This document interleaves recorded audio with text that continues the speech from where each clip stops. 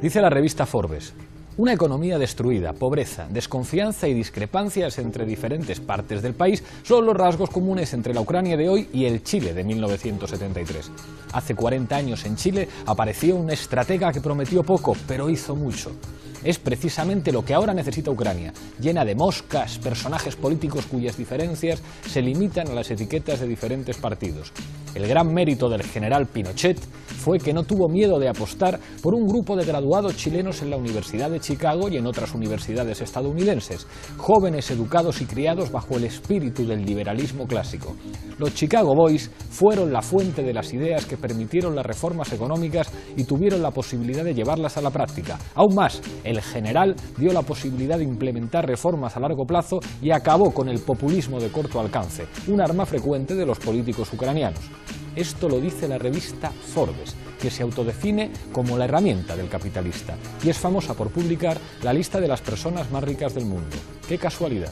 El presidente Poroshenko es un habitual del top 10 de la lista Forbes en Ucrania. Juzguen ustedes mismos. Bienvenidos a Fort Apache.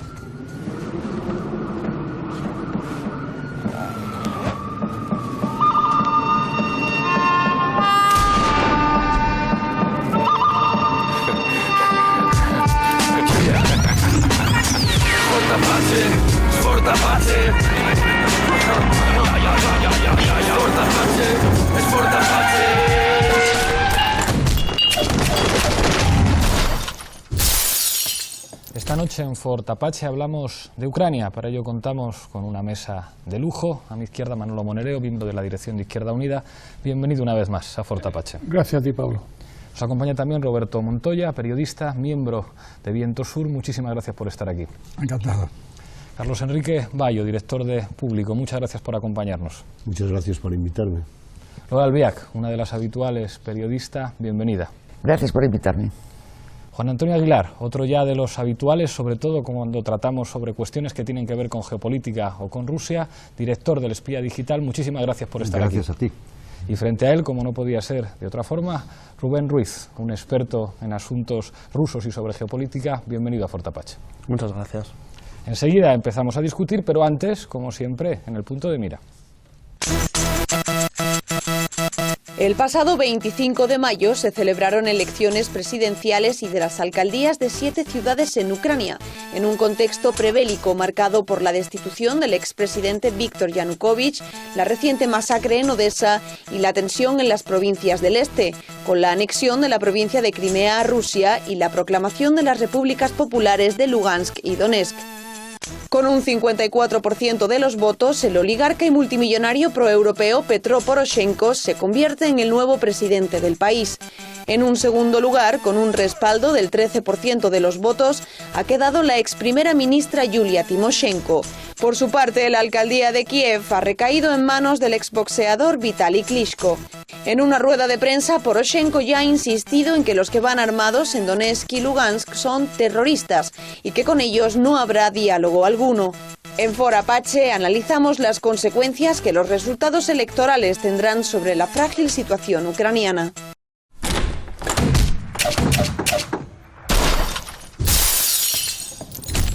Como siempre en Fort Apache empezamos con la regla del minuto. Os pido en un minuto una valoración de lo que ha pasado en estas elecciones presidenciales. Empiezo contigo, Manolo.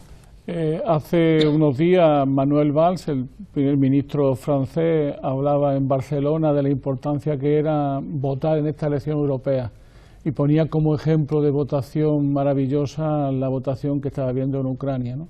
Eso da una buena pista de lo que es la Europa actual y hasta dónde llega la Unión Europea, pero también da buena pista de lo que está ocurriendo en Ucrania. Yo creo que estamos ante unas elecciones fallidas. Yo no me creo la mitad de las cosas que se están diciendo sobre Ucrania en términos de participación, de su carácter democrática, como hay muchas señales, y lo que me da la sensación que esto es elecciones para una guerra, es decir, elecciones para encontrar la unidad y continuar una guerra, en este caso contra los sectores que están alzados en armas contra este gobierno, ¿no? Gracias, Manolo. Roberto.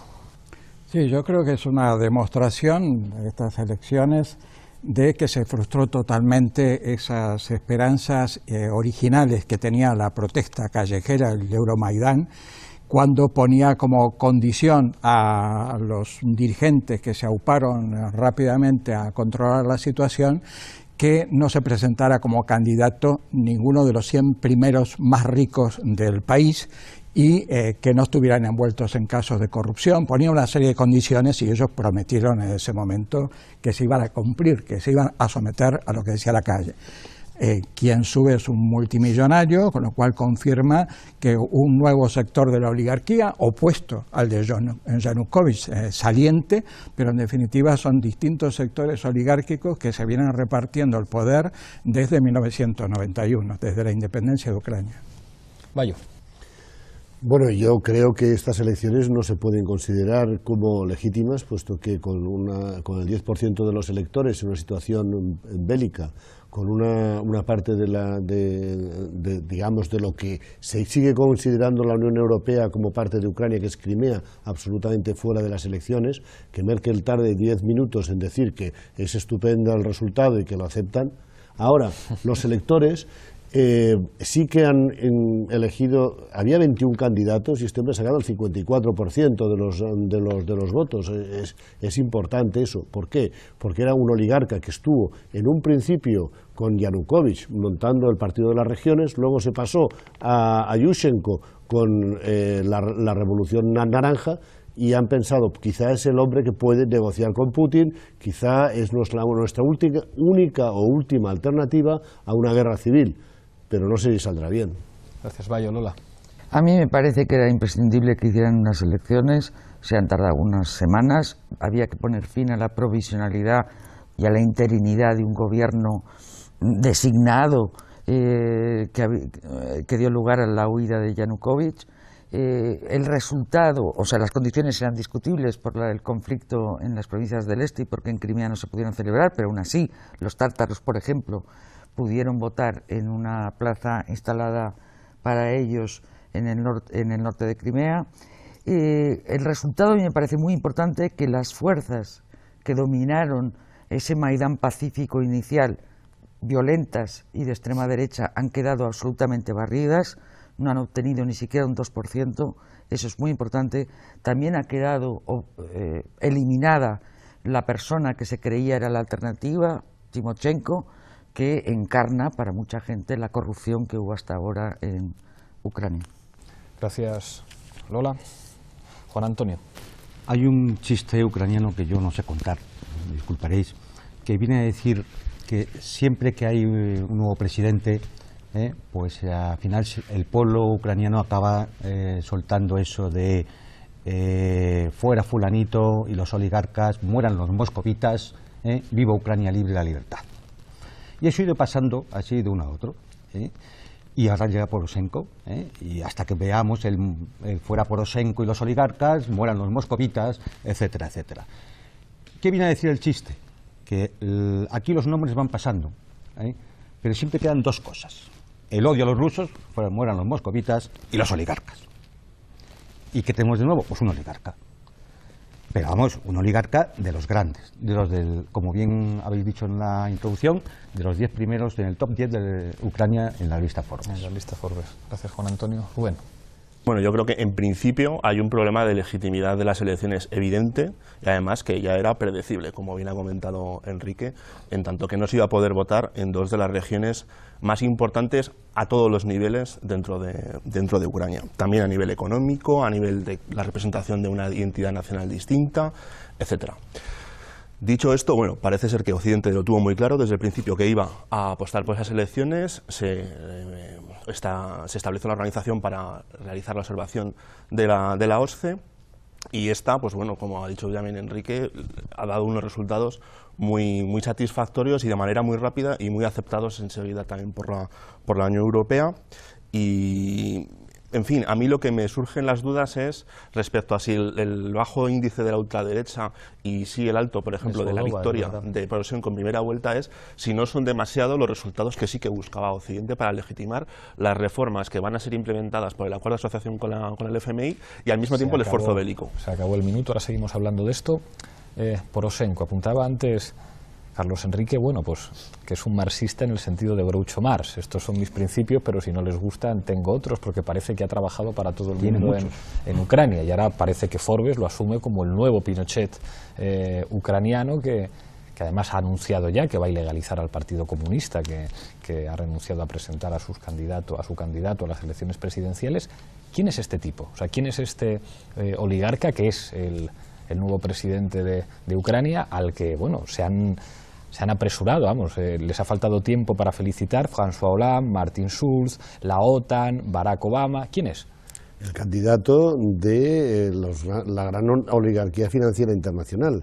Él cambia de chaqueta precisamente cuando le aseguran que la Unión Europea, impulsada por Estados Unidos, va a conseguir tomar el poder allí. Y él, que había estado con Yanukovych en un principio en el partido de las regiones, se pasa, bueno, fue brevemente incluso ministro de Economía. Sí, bueno, de Economía con Yanukovych en el 2001. Pero luego se pasa a las filas de Yushchenko con la Revolución Naranja y bueno, hasta el punto de que él es el padrino de los hijos de Yushchenko, es decir, son sus ahijados. Realmente este hombre es la gran apuesta, es el único oligarca que desde el principio de la Revolución Naranja apuesta por en todos los sentidos, financieramente también, pero sobre todo desde su canal 5 de la televisión, cuyos telediarios son los más vistos para las noticias en Ucrania, ha apoyado desde el primer momento a apartarse totalmente de Rusia y quedar en la esfera del Eastern Partnership de la Unión Europea. Sí, un par de datos más.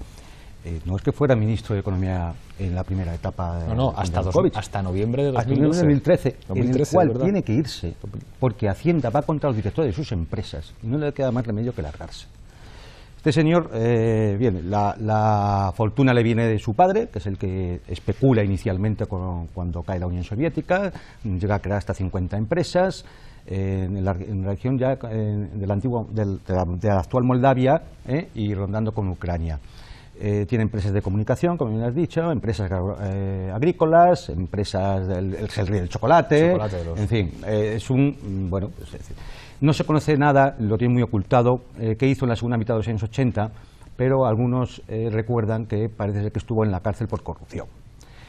El caso es que, bueno, él salta a la política, sale al Parlamento Nacional, se eligió diputado en el año 98 o 99, creo recordar, y, bueno, pues inicialmente con el Partido de las Regiones.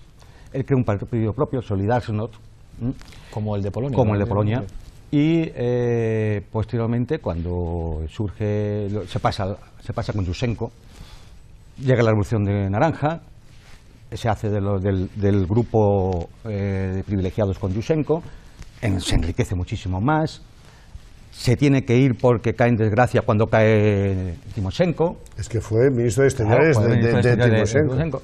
Bien, pues ahí vuelve a cambiar, entonces apoya a Yanukovych, llega ministro con Yanukovych, se tiene que ir porque está implicado en la corrupción de sus propias empresas. En fin, es todo un personaje, ¿Qué es lo único que tiene bueno, entre comillas, en estos momentos? Porque efectivamente tiene tantos principios que es capaz de negociar hasta con su peor enemigo. Y posiblemente hayan pensado que sea el único que en un momento determinado pueda negociar con Rusia, pueda negociar con la Unión Europea, pueda calmar a uno y pueda calmar a otro. Esto es lo que yo creo, por lo que han podido pensar. Es decir, a mí me han llamado la atención las declaraciones de Putin, que de alguna manera ha dicho que las elecciones presidenciales en Ucrania son un paso en una buena dirección, y digamos que parece que hay una contradicción entre lo que están diciendo, digamos, las poblaciones prorrusas y los rebeldes prorrusos en Ucrania y lo que finalmente ha dicho Putin. ¿Cómo se puede interpretar, digamos, ese gesto quizá inesperado de Putin? Porque al tiempo que ocurre esto, Yanukovych dice que no han sido unas elecciones justas, las repúblicas que se han independizado más o menos en la práctica han dicho que eso no tiene nada que ver con ellos, y sin embargo Putin parece que está reculando, que está jugando a dos barajas distintas. Yo creo que al final... Como queráis, Manolo. Yo creo que al final lo que se demuestra ahí, yo creo que hay un consenso sobre eso muy amplio, ¿no? Lo que hay al final es que Putin nunca, o sea, Rusia, la actual Rusia, nunca ha tenido ningún interés en, como se suele decir, Occidente, de adjudicar parte completa de Ucrania y demás. Yo creo que eso nunca ha sido así, simplemente que Rusia tiene intereses estratégicos muy profundos en ese país, y no solo en ese país, y que intenta conservar al menos el actual equilibrio, ¿no? Que ese equilibrio no se rompa, ¿no? Y es también una puerta que deja Putin para las negociaciones, ¿no? Es decir, para seguir negociando con Occidente, si es posible esa negociación y cómo hacerlo, ¿no? Me da la sensación, por las primeras actuaciones de este hombre y por las ofensivas militares que está viendo, que me da la sensación de que más bien es todo lo contrario, lo que quiere es solucionar el problema político-militar lo antes posible para sentarse a negociar con Occidente y con Rusia desde la victoria militar, ¿no? Para entendernos, y desde ahí encontrar un mecanismo, ¿no? Eso es a mí la sensación que me da el superesfuerzo y el superpoder que tiene este dirigente, ¿no? Roberto.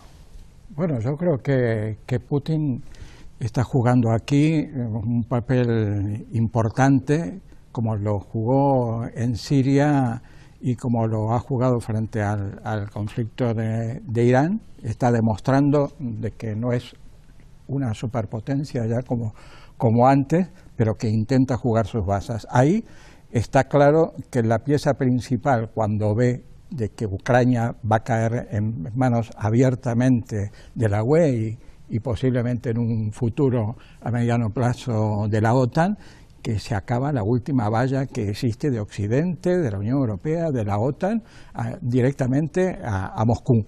Entonces, y hay un papel más que económico, un papel geoestratégico que le importa mucho a Rusia seguir controlando algo la situación en Ucrania. No la puede controlar globalmente, ya sabemos por la situación propia histórica de Ucrania, de su división en una zona europea, una zona prorrusa, etcétera, pero se juega todas las bases en mantener el control sobre Crimea.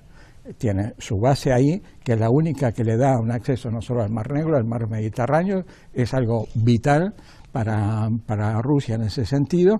Yo creo que por eso apuesta fuerte y hace esa cosa muy creativa en términos militares y políticos de crear los hombres verdes, ahí sin distintivo de ningún tipo, pero una vez conseguido esto, y que se olvide este nuevo presidente de Crimea, porque dice que no va a renunciar a la soberanía de Crimea, pero eso pienso que es irreversible. Sin embargo, yo creo que las repúblicas de Odessa y otras zonas no son zonas que históricamente hubieran tenido reivindicación como Crimea. Crimea fue la única región que en el año 91 no apoyó la independencia. Las demás no se opusieron. Rubén y Lola. En mi opinión, estoy de acuerdo con Manuel en el sentido de que Putin, desde luego, no quiere una anexión del Donbass.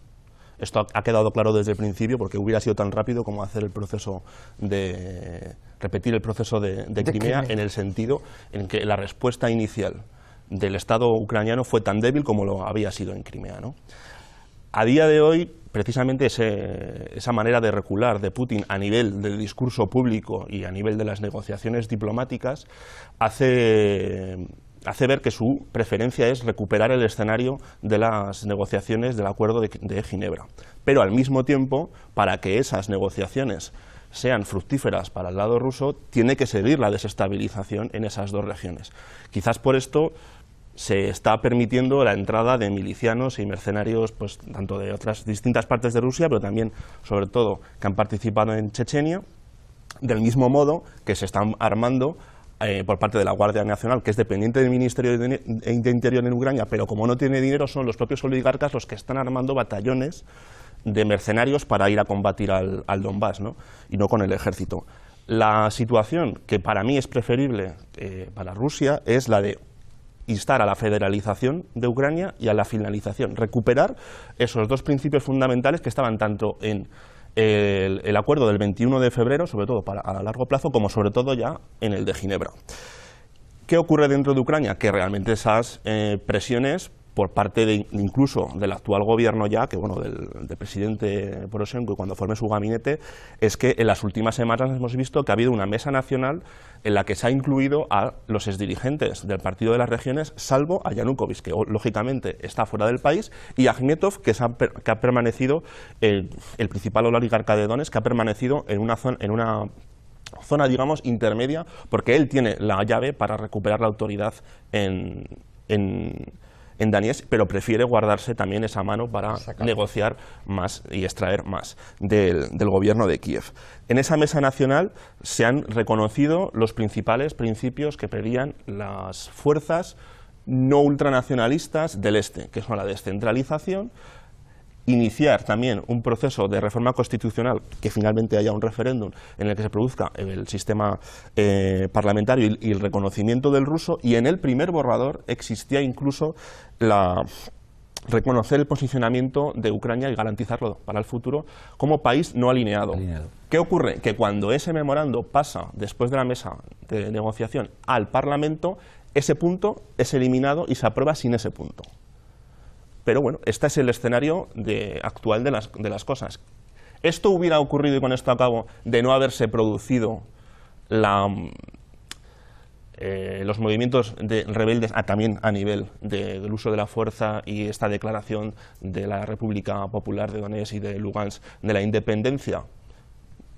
Yo creo que no, porque todos los movimientos del gobierno de Kiev se han dirigido precisamente a tener una posición dura, hasta que no hay ese movimiento rebelde. Ahí hay que ubicar a Akhmetov, pero también la intención de rentabilizar esos movimientos que inicialmente parece ser que también fueron financiados por él, aunque finalmente él ha rechazado el liderazgo e incluso pues, la posibilidad de esa separación del país. Doy la palabra a Lola y muevo por aquí, pero dejo encima de la mesa una declaración que ha hecho Yulia Tymoshenko, con su 13% de los votos, que ha dicho que hay que solicitar, que hay que hacer un referéndum sobre el ingreso en la OTAN de Ucrania. Es decir, que es otro de los temas cruciales en este momento. Lola. Yo creo que es la razón por la que solo ha recibido el 13%, clarísimamente. Es decir, el señor Poroshenko tendrá ese historial, y por ese historial puede parecer mucho más de lo mismo, pero la realidad es que dentro de las opciones que había en esas elecciones era el menos malo. Y eso es lo que dice la gente cuando le preguntaban a quién había votado. Que había votado, fueran o no más proclives a Maidán, ¿no? Que había votado por el menos malo o por el único que ofrecía, desde una posición más de centro o más de llevarse bien con todos o de hablar con todos, una posibilidad de reconciliación y de salida. Yo creo sinceramente que Ucrania, con todo lo del este y después de la anexión de Crimea, se asomó con los sucesos de Odessa, pero no solo, al vértigo, al precipicio de la guerra civil y de la balcanización total, y eso ha hecho reaccionar de algún modo. Esperemos que las influencias externas, que no son pocas, y la más débil es la de la Unión Europea, pero todos los demás están ahí incidiendo en ese juego de mantener la violencia y la tensión en ciertas zonas y al mismo tiempo apoyar vías de salida. Esperemos que en esa tensión predomine lo que pueda ser un principio de reconciliación, retomando la descentralización y tal. Lo nuevo de las últimas semanas es la irrupción de China, para mí.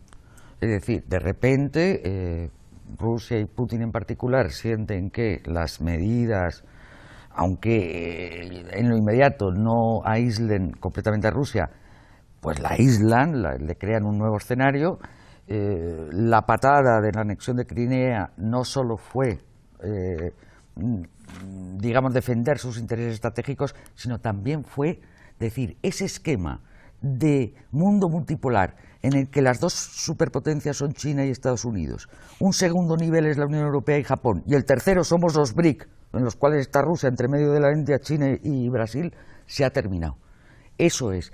Y el gran avance después de lo de Crimea es haber conseguido irse a Pekín y firmar un acuerdo con los chinos por 30 años. Bayo. A ver, yo creo que es que estamos hablando siempre de las bazas que se juegan y creo que Estados Unidos y la Unión Europea creen que están jugando una partida de cartas, pero es que Putin está jugando al ajedrez. Entonces, precisamente lo que él está haciendo al decir estoy a favor de que haya votaciones y yo voy a aceptar que los ucranianos de Occidente hayan elegido a su presidente, es decir, igualmente van a tener ustedes que aceptar que Crimea ha votado, y ha votado su reunificación con Rusia, que no anexió porque antes era rusa, y también van a tener que aceptar la federalización del Donbass, puesto que allí también se ha votado, aunque ahora se ha autoproclamado la República Popular y hay un poco improvisadito, ¿no? Un poco improvisadito esa votación. Pero bueno, es que... tampoco es que el otro lado haya dado muchos ejemplos de hacer elecciones. Y las elecciones que ha aceptado la Unión Europea, ¿cómo son? Entonces, evidentemente, en toda esa partida de ajedrez, él ya tenía previsto, coronar dama en China. Porque claro, el acuerdo... Pero no estaba claro hace un tiempo eso. Bueno, eso es lo que decía. El Financial Times, exactamente 48 horas antes de que llegaran al acuerdo por 400.000 millones de dólares, de los cuales se ponen 25.000 millones por adelantado, y por lo tanto hace inútiles todas las sanciones económicas que le quiera poner Occidente, 48 horas antes el Financial Times estaba diciendo que estaban muy mal las negociaciones y que no se iban a cerrar. Pero es que ahora están negociando también crear la mayor planta térmica de carbón de producción de energía del mundo, con 8 gigavatios de capacidad. La segunda del mundo tiene 5,5. En Rusia, para proporcionar energía desde Siberia a China. Resulta que se están quedando todo el mercado energético chino, que es, por supuesto, con 1.300 millones de habitantes, el más grande del planeta, pero de muy largo, que están llegando también a acuerdos con India, que están llegando a acuerdos con Corea y con Japón. Y mientras tanto estos están jugando al póker en Maidán. De verdad que lo están haciendo muy mal. O sea, la torpeza de la Unión Europea, empujada por los norteamericanos con su proverbial ignorancia de las condiciones locales, es tremenda. Es que yo creo que se cometen errores, ¿no? Por no hablar del Foro de San Petersburgo, que se han firmado contratos por 300.000 millones de rublos. O sea, es decir, yo no sé, refiriéndome una vez más a las elecciones en Ucrania. La legitimidad, hay que partir del inicio, la legitimidad es ninguna. La misma falta de legitimidad que puede tener las elecciones celebradas en Novorossiya, porque ya agrupan a las repúblicas populares de Donetsk, Lugansk, y ellos pretenden que agrupe también a Kharkov y así hasta Odessa. La misma legitimidad tiene las elecciones que ha realizado Kiev. ¿Por qué? Porque es que no hay constitución, ha sido reventada en un golpe de Estado. Lo queramos definir como lo queramos definir. La constitución de Kiev fue reventada. El presidente legítimo expulsado. Y una banda escoltada por grupos pagados por los oligarcas, las bandas violentas, se hacen con la dirección y organizan unas elecciones. Esto, si ocurre en otro sitio y no está conforme a los intereses de Occidente, hubiéramos montado el escándalo, porque es que estaba dentro de la absoluta ilegitimidad, dentro del derecho internacional. Y la ilegitimidad de que ese gobierno tan provisional y tan poco representativo firme un tratado de asociación con la Unión Europea y que la Unión Europea lo acepte como tal y que prohíba el ruso como colengua. Pero es que, todo eso lo es un gobierno provisional. Claro, pero es más, cuando se habla del porcentaje de votación y demás, pues bueno, como decía el profesor, no cuadran mucho las cifras, pero ya sabemos que puede hacer cualquier cosa. La cuestión es verdad que posiblemente este oligarca sea, de todo ese batiburrillo, el menos malo. Es decir, con el cual, en un momento determinado, este es capaz de negociar con el diablo. Entonces, claro, si partimos de ese hecho, para intentar evitar la guerra y males mayores, cosa que de momento no está ocurriendo... Ahora, después del zapping, hablamos si se evita la guerra, Manolo. Es que me interesa mucho volver a lo de Valls, ¿no? Que me divirtió mucho lo que decía Valls aquí, ¿no? Que yo creo que no sé cuántos miles de votos habrá perdido el PSC por Valls, ¿no? Pero una de las cosas más divertidas era esto de la elección europea y diciendo la maravilla que van a ser las elecciones en Ucrania. Pero a mí, más allá de los problemas que estamos discutiendo, hay alguna cosa que me interesa mucho resaltar. El tipo de construcción europea que al final tenemos es un tipo de construcción europea que es cada vez más neoliberal y cada vez más subalterna a Estados Unidos.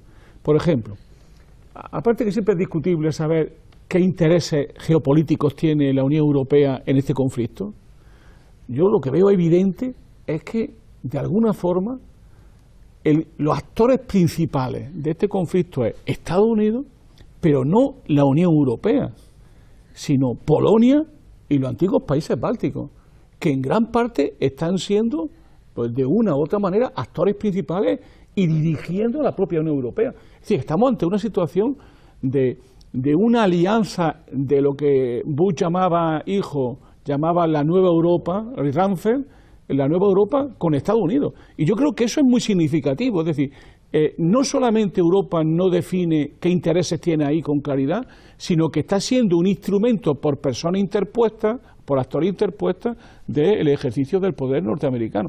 Y eso tiene consecuencias, porque también eso hace que cuando el otro actor, que como dice muy bien el compañero, juega al ajedrez, dice, oye, ¿y con quién dialogo yo? O sea, mis conversaciones secretas, que podrían ser un libro con la Merkel, mis conversaciones secretas es, ¿Merkel a quién representa?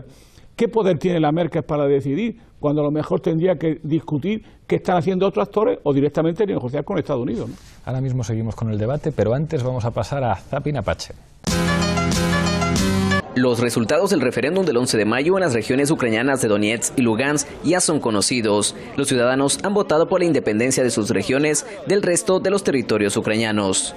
Consideramos ilegítimo el referéndum previsto para mañana, decía Angela Merkel, y nos centramos en las elecciones nacionales del 25 de mayo. En Moscú fue increíble la asistencia. Muchos se preguntan por qué la gente votó en Moscú. Todo se debe a que muchos ciudadanos huyeron de sus tierras por miedo a la violencia. Militares de Ucrania sostienen enfrentamientos armados con rebeldes prorrusos que tomaron el aeropuerto internacional de Donetsk. En el operativo son empleados 7 helicópteros y 4 aviones caza de la Fuerza Aérea Ucraniana, que ya realizaron varios disparos de advertencia e incluso lanzaron bombas al aeropuerto.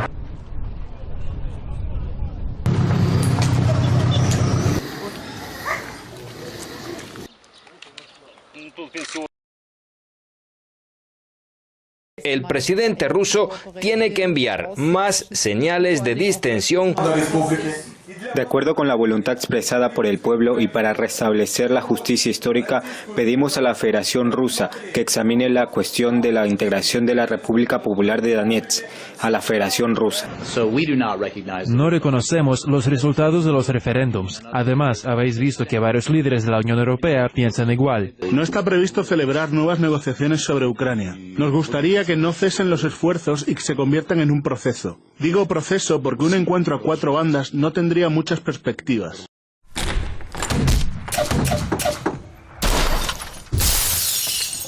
Claro, estaréis de acuerdo conmigo en que es llamativo que Poroshenko haya dicho que su primer viaje como presidente va a ser al Donbass, donde está Donetsk y Lugansk, al tiempo que está habiendo bombardeos. Es decir, que están arrojando bombas, como decían en el vídeo, quiere decir que hay bombardeos y que hay víctimas, incluso víctimas civiles, claro. Es decir, ¿cuál es el escenario en el que nos podemos encontrar en las próximas semanas?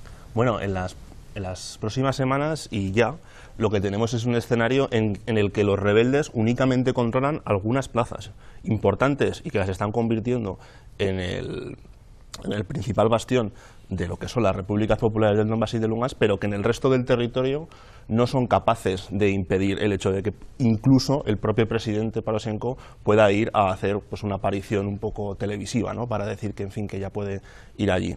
Lo cierto es que estas milicias rebeldes no han podido ampliarse. A nivel social también la gente ya empieza a estar un poco cansada del escenario de guerra que hay, del colapso económico que hay, aun cuando sigan sin reconocer al gobierno de Kiev. A nivel social la mayoría del Donbass no lo reconoce como legítimo, pero al mismo tiempo es una población que en sí no era separatista y que encontrarse en el escenario en que están ahora, y además con este colapso económico, pues no es el horizonte más beneficioso para ellos, ¿no? Lo que estamos viendo también es un enfrentamiento cada vez más polarizado entre milicias, paramilitares, incluso también por parte del propio gobierno de Kiev, que ha preferido utilizarlas antes que al propio ejército, y esto, por un lado, lleva a una radicalización nacionalista del conflicto, de esa, vamos a decirlo así, movimiento del Maidán y del anti-Maidán, que era un poco más plural en sus inicios, tanto en uno como en el otro. Progresivamente vemos un fortalecimiento de las posiciones más ultranacionalistas ucranianas y panrusas, que no diría yo ni siquiera un nacionalismo ruso, sino un nacionalismo panruso. consecuencia de ello, por ejemplo, de que el nuevo Estado se llame, el nuevo Estado proclamado, Nueva Rusia, ¿no? Que no deja de ser la denominación colonial del imperio zarista en el territorio, cuando eso es inequívocamente Ucrania. Una Ucrania con una identidad nacional compatible con la del Ruski Mir, la llamada civilización rusa, pero Ucrania, al fin y al cabo. Nadie pone en duda que Magno, cuando se reúne con Lenin en la revolución en el 17 en Moscú, Lenin lo recibe como el revolucionario ucraniano, y realmente es el territorio de Nueva Rusia que estamos viendo ahora, ¿no? En mi opinión, progresivamente va a haber un debilitamiento de las milicias rebeldes del Donbass. Si no siguen obteniendo apoyo de Rusia, parece. Claro, pero es que Rusia va a estar jugando, es lo que iba a decir a continuación. Como Rusia va a estar jugando con ese doy apoyo, no doy apoyo, y si realmente Ucrania empieza a poner un poco más la carne en el asador, que todo parece indicar que sí, la verdad es que ayer murieron 30 y... El apoyo de la OTAN. Sí, los mercenarios. Sí, por supuesto. Pero quizás es que ni siquiera sea eso necesario si empieza a haber el mismo tipo de actuaciones como la que hubo ayer. Hay que recordar que ayer murieron 30 milicianos rebeldes. Entonces, si hay más entrada de milicianos rebeldes, 30 ayer se puede. Decimos ayer por el día 26 de mayo. Bueno, a ver si... Roberto, y ahora vamos con Juan Antonio. A ver, yo creo que ahí los rebeldes están hoy día jugados por Putin. Putin los está utilizando como una moneda de cambio para su propio proyecto de Ucrania, que evidentemente si se consigue. Recordemos que él pidió el aplazamiento del referéndum en el este, y los prorrusos igualmente fueron adelante con eso. Fue la primera fricción, el primer momento que se vio claramente de que Putin no los iba a apoyar en cualquier cosa, ni que les iba a mandar las tropas que tenía ahí al lado, como en Crimea. Que ese entusiasmo que parecía que todo iba a ser un polvorín, se frustraba porque Putin no tuvo en ningún momento ese proyecto. Yo creo que ahora a Putin lo que más le conviene es una Ucrania federal con derechos reconocidos, que siempre pueda estar hackeando y apoyando de alguna manera, pero al mismo tiempo está claro la presencia de los servicios secretos de un lado y de otro, de la CIA en Kiev, pero también de los servicios secretos rusos del otro lado. Esos cazas derribados no se derriban con un AK-47, con un Kalashnikov, evidentemente, pero sigue jugando con eso hasta que termine de cerrar el acuerdo. Pero yo me imagino que ya empieza a haber cada vez más malestar entre los rebeldes, los prorrusos, de cómo Putin está manejando esta situación, ¿no? El reconocimiento de las elecciones, ahora el reconocimiento del presidente, con lo cual los está dejando vendidos, ¿no? Juan Antonio. Sí, vamos a ver.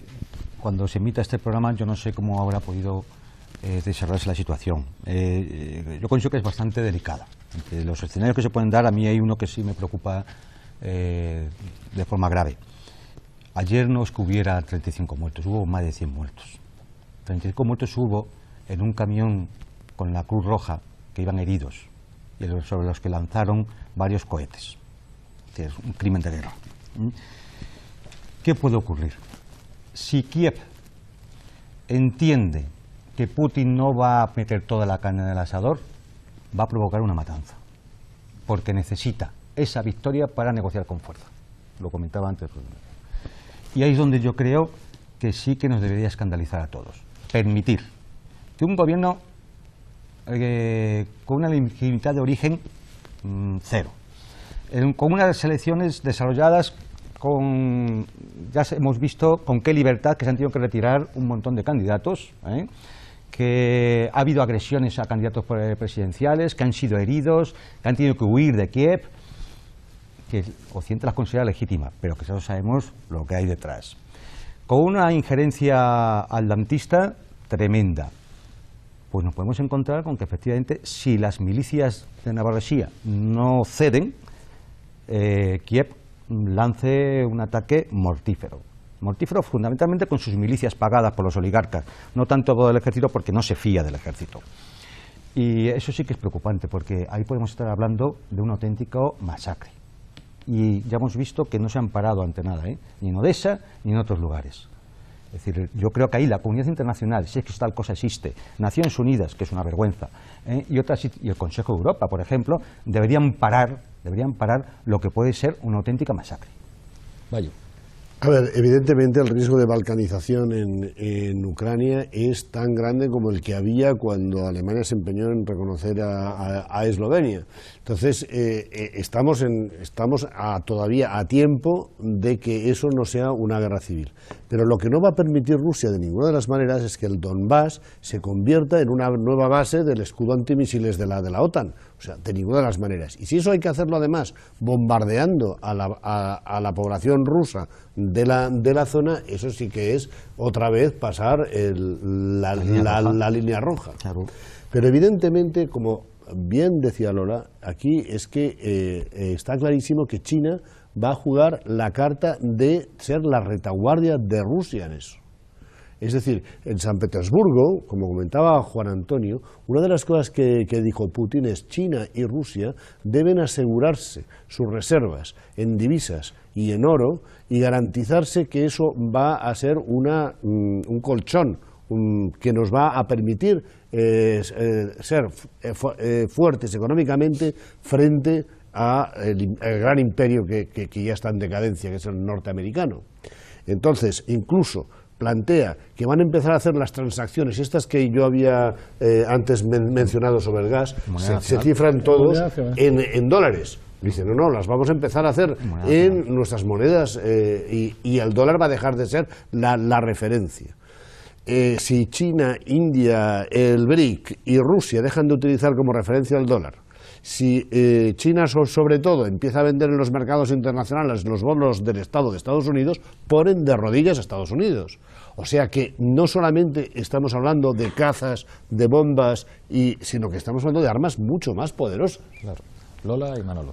Bueno, yo estoy de acuerdo, pero además hay que unirlo con los reequilibrios que está habiendo en Asia, donde China se está armando tal, está con tensiones con diferentes tal, viaja el presidente Obama allí y va a todos sitios menos a China, entonces China muestra músculo con Putin, a renglón seguido Estados Unidos denuncia a China por espionaje, en fin, o sea, hay una partida que se está jugando ahí a otro nivel. Pero volviendo a Ucrania, a mí lo que me preocupa es lo siguiente. Primero, se ha establecido una cosa que no existía, que era inédita en Ucrania antes de los muertos de Maidán y también de los muertos de Odessa, y es que haya un número más o menos de una decena de muertos todos los días, como media, y que se considere normal. O sea, que se establezca una cierta guerra de baja intensidad interna entre las fuerzas interpuestas paramilitares de uno y otro signo. Muertos civiles muchas veces. Y que eso sea el run-run que está detrás de cualquier negociación. O sea, que nadie va para eso mientras una negociación no se establezca y que eso se va a jugar como el tira y afloja de la negociación. Eso está suponiendo que un conflicto que no era étnico ni religioso, como están siendo todos los conflictos después de la Guerra Fría, se esté convirtiendo en eso. O sea, en Ucrania no había un conflicto étnico, habría una sociedad más prorrusa y más vinculada a la tradición rusa y otra más, pero no había ese. Se está convirtiendo en un conflicto étnico, no solo por los tártaros, sino por todos los demás. Y ahí empieza a haber, se consigna movilizaciones de población civil que se van de un lado a otro porque considera que los que les están gobernando no le dan seguridad de futuro. Eso es un problema humanitario de primer orden. Yo estoy de acuerdo en que ahí, al menos en ese tema, Naciones Unidas tendría que estar. No está. El interlocutor deseado por Rusia no es Naciones Unidas, sino la OSCE. Claro, no está tampoco. Qué curioso. Claro. Sí están. La hoja de ruta hasta ahora es la de la OSCE, la que están siguiendo. Y respecto a Rusia, yo dije aquí la otra vez que no somos conscientes del poder de tracción, del poder blando de la Unión, que se ejerce a veces sin la voluntad del liderazgo político de la Unión. Es decir, pero al mismo tiempo también digo que Rusia ha vuelto a sacar lo que es, a fin de cuentas, su mayor poder frente al poder de China o de otros emergentes, y es los restos de su poderío duro, militar. Y yo creo que para Rusia lo de Ucrania es una pieza como en Siria, es decir, antes ingobernable que alineada a cualquier otro. Tampoco había conflicto étnico en Yugoslavia, ni diccionarios de croata, serbio y croata, pero estas cosas que ocurrieron, Manolo, y vamos al minuto. Tres cosas muy breves. Primero, yo creo que, obviamente, nos estamos dando cuenta que hay una agudización de los conflictos geopolíticos y que entre las grandes potencias se están produciendo nuevos alineamientos. Segundo, la palabra clave es Occidente. ¿Por qué digo que la palabra clave es Occidente? En este juego de alianzas internacionales, Estados Unidos va a intentar conseguir unificar tras de sí a Occidente y convertirse en el verdadero representante de Occidente y, por tanto, conseguir que la Unión Europea vaya a una alianza subalterna en función de sus propios designios. Y, en tercer lugar, que creo que lo más grave es ¿por qué esa aceleración, que se va a complicar mucho más con el nuevo gobierno indio? ¿Por qué esa agudización? Yo creo que lo que se está poniendo encima de la mesa, por eso es muy importante lo que acaba de decir, es una nueva crisis financiera internacional. Es decir, lo que está ocurriendo es que están saltando todos los mecanismos tan débiles que se habían puesto frente a la anterior crisis financiera internacional y está empezando a pensarse, después de que han retirado los cables de la expansión cuantitativa de Estados Unidos, se están poniendo las bases de una nueva crisis financiera internacional y están abandonando el dólar y la deuda norteamericana. Llegamos al final, volvemos a la regla del minuto, un minuto de conclusiones para cada uno. Empiezo contigo, Rubén. Bien, pues voy a dedicar mi minuto a hacer un análisis que nos ha tocado hoy, que es el que qué va a ocurrir en Ucrania, en un país con una crisis social que lleva ya prácticamente desde la propia desintegración de la URSS, con las nuevas reformas del FMI que van a ser ya implementadas, ¿no?, por el presidente Poroshenko. Hay que recordar que Ucrania en los últimos 20 años ha visto reducido su Producto Interior Bruto per cápita un 20%. O sea, todavía no lo ha recuperado y aún está un 20% por debajo. En esos años su esperanza de vida ha descendido 2 años y medio. Algo que no ha ocurrido fuera del espacio postsoviético en un país que no esté en conflicto. Tenemos unas reformas que ya han planteado el aumento entre el 50% desde ya y a 4 años, el 120% del aumento de las tarifas del gas, la congelación de salarios y pensiones, en un momento en el que la moneda se ha devaluado mucho y muchos productos que son importados se han encarecido y al mismo tiempo con una inflación galopante. Realmente estamos ante una crisis social que espero que por lo menos tenga el rédito de dar una movilización frente a la oligarquía. Muchas gracias, Juan Antonio. Pues lo que voy a hacer es completarle, pues ya ha empezado él a sacar el tiempo. Efectivamente, no solo eso, sino que van a tener que privatizar, van a desmontar su industria. El acuerdo con la Unión Europea, hasta ahora firmado solamente es el aspecto político, queda el aspecto económico. Es decir, yo me da la sensación que si siguen así las cosas y no ha pasado algo peor, que sería la guerra civil, posiblemente dentro de X tiempo volvamos al chiste con el que iniciaba mi intervención, de fuera Poroshenko y los oligarcas, fuera los moscovitas, viva Ucrania y la libertad. Porque mucho me temo que, por desgracia, con Ucrania se han cebado esas contradicciones geopolíticas y quien lo va a pagar una vez más va a ser el pueblo ucraniano. A mí las imágenes que me llegan a diario no son de combatientes, son de civiles asesinados en las calles. Gracias, Juan Antonio. Lola, un minuto.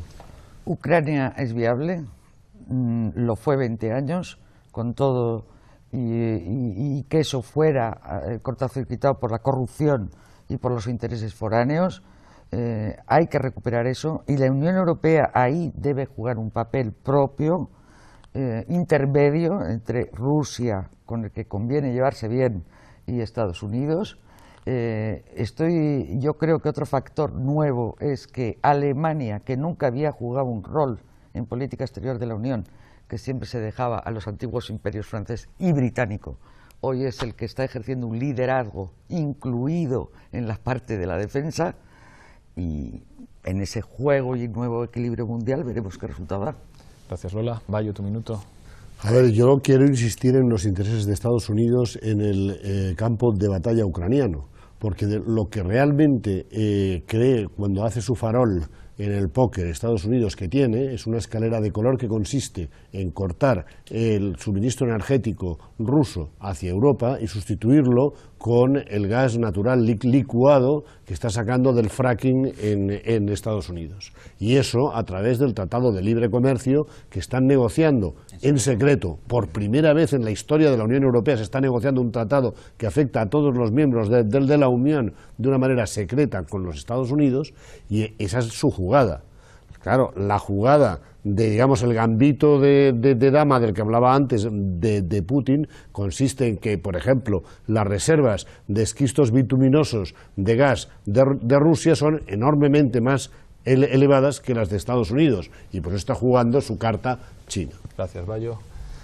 Sí, bueno, yo creo que la crisis de Ucrania no se cierra evidentemente con estas elecciones, que siguen dominando los mismos, con una entrada, con una irrupción de la UE y del FMI, que ya ha puesto sus cartas sobre la mesa y que va a ser claramente nociva para la población, con un añadido, con un agravante, que es que se ha roto ese equilibrio que se mantuvo desde 1991, desde la independencia, provocando, lo que Lola decía, un conflicto étnico que no existía, que siempre se intentó y se logró evitar.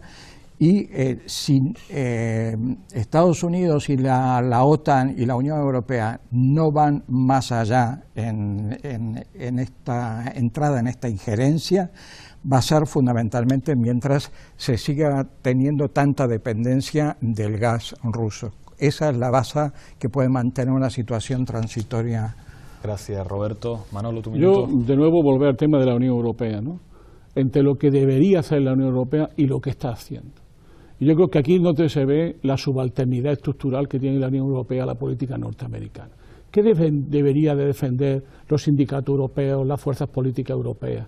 Es una salida democrática y pacífica al conflicto, encontrar un acuerdo que respete los derechos de las minorías, las libertades fundamentales y ayudar económicamente a esta situación. No estamos ante eso. No estamos ante eso. Lo que estamos es agudizando los conflictos, tensionando los conflictos, bajo la idea de que allí hay mucho que ganar geopolíticamente. Pero eso tiene un pequeño problema. Eso es una guerra en el interior de Europa. Y eso hace inviable la vida civil en Europa y gira a Europa hacia el autoritarismo y hacia modos de actuar no democráticos.